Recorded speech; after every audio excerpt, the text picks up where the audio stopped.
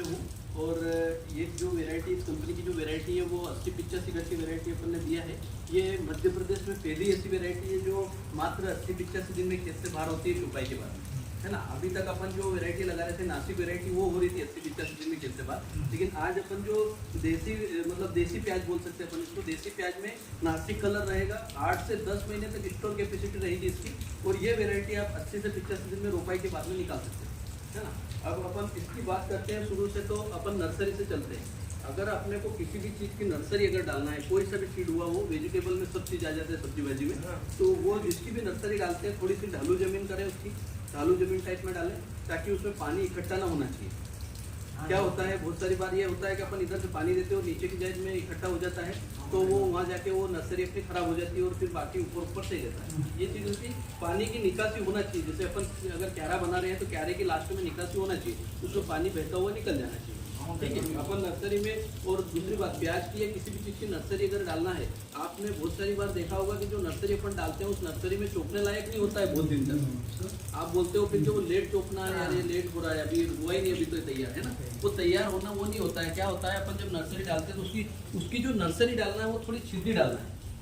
1 बीघे में 2 kilo seed डालना है और 10 बाई 200 में डलता है। अब 2 विस्वा जमीन लगती है 1 बीघे का सीड तैयार करने में, 1 किलो में 1 विस्वा जमीन आना चाहिए।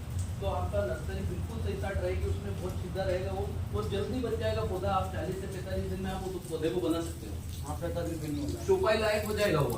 थोड़ा सा ये ध्यान देना, अगर संगन नर्सरी अगर डलती है तो वो नर्सरी बहुत दिन तक खड़ी रहती है, और जब अपन इसकी उम्र हो जाती है कि अपन 50 दिन हो गए, फिर अपन इसको आगे जाएंगे, कभी और नहीं हुआ 10 दिन और टाइम लगेगा, तो अपन उसका करते करते और नर्सरी में उम्र उसकी भर जाती है। फिर अपन अगर उसको लगाएंगे ना खेत में, तो उसमें जो प्याज की जो ये दूरी रहती है, ये जैसे प्याज है, इस प्याज की जो दूरी है, डंठल की जो दूरी रहेगी वो बढ़ जाएगी।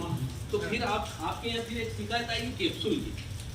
वो मेन चीज़ यही रहती है कि अगर नर्सरी में अपन संगन नर्सरी और उसको अगर चुपाई करेंगे तो वहाँ जाके आपकी ये नर्सरी में वो कैप्सूल आने की संभावना रहेगी, है ना। इसलिए नर्सरी को थोड़ी सीधी डालें।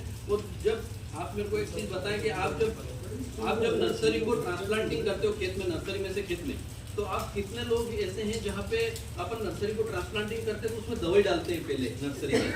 नहीं डालते सर। नर्सरी में ट्रांसप्लांटिंग 3 दिन पहले नहीं डालते अपन सबसे बड़ी गलती यही करते हैं। अपन जो 60 दिन 50 दिन 45 दिन की जो नर्सरी होती है उसमें बहुत सारी बीमारियां रहती हैं, बराबर। अपन जब उसको खेत में ट्रांसप्लांटिंग करते हैं तो पूरे खेत में फैल जाती है। फिर अपन बोलते हैं मैंने अभी हाल तो चुपाई के अंदर कहीं टापे बैठने लग जाते हैं, कहीं पे पीले पड़ जाते हैं, कहीं पे ऊपर सोने लग जाती है, ये समस्या अपने को आती है। तो अपने को क्या करना है कि जैसे अपन नर्सरी में से खेत में ट्रांसप्लांटिंग करते हैं उसके 3 दिन पहले अपने को उसके खेत में अंदर एक टंकी, एक ही टंकी में आपका पूरा काम हो जाएगा। एक बीघे की नर्सरी में एक टंकी में काम हो जाएगा। उस टंकी में अपन सबसे बढ़िया इंसेक्टिसाइड, सबसे बढ़िया फंजीसाइड और सबसे बढ़िया कोई भी प्लांट ग्रोथ रेगुलेटर लेके उसमें डाल सकते हैं। तो उससे क्या होगा, जैसे आज अगर अपन यहाँ से कर रहे हैं इस नर्सरी के अंदर, तो वो सारी बीमारियाँ यहीं रह जाए।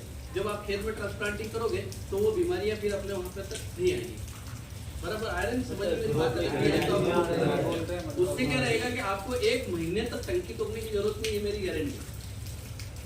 अपन आज अगर 3 दिन पहले इसमें स्प्रे कर देते हैं और 3 दिन बाद उसको निकाल के खेत में चोपना है, उसके बाद में आपको 1 महीने तक टंकी नहीं तोड़ना पड़ेगी, ये गारंटी अपनी अगर लगा लेना आप ऐसे तक।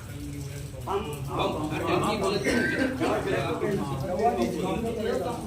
तो वो टंकी अपने को तोड़ने की जरूरत नहीं पड़ेगी वो खेत में। और आपका खेत भी आसपास जहाँ पे भी आपको ऐसे घेरे बैठना या पीले पड़ना ऐसी कोई शिकायत नहीं आएगी, क्योंकि अपन वो सारी बीमारी यहाँ की ही रह जाएगी। अगर अपन खेत में चुपते हैं तो वो पूरे खेत में हो जाएगी, है ना। ये चीज़ भी आप थोड़ा सा ध्यान दें, इससे आपको काफ़ी बेनिफिट मिलेगा।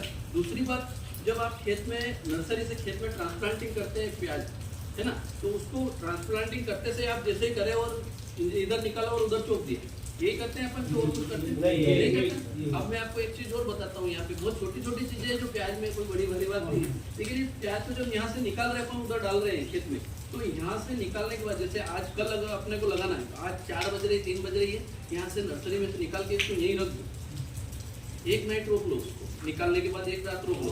1 रात रोकने के बाद में आपको एक बहुत बड़ी बीमारी से बचना होगा, वो होगा फूल आना। ऊपर जो भूंगले आते हैं भूंगले नहीं आएंगे उसमें काफी समय तक आपको भूंगले नहीं आएंगे, मतलब ये तो मतलब आपने 30-40% भूंगले आने की संभावना खत्म हो गई।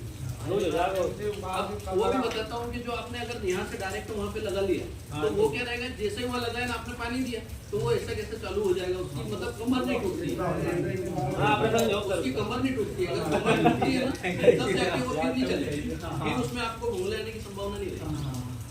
सही है, अगर उसमें कोई गलत हो तो आपने बता दिया ना, मैं क्या आपको वो छोटी छोटी चीज बता रहा हूँ। इस प्याज में होता है वो खेती करते हैं, लगाई दिया हम तो वो चीज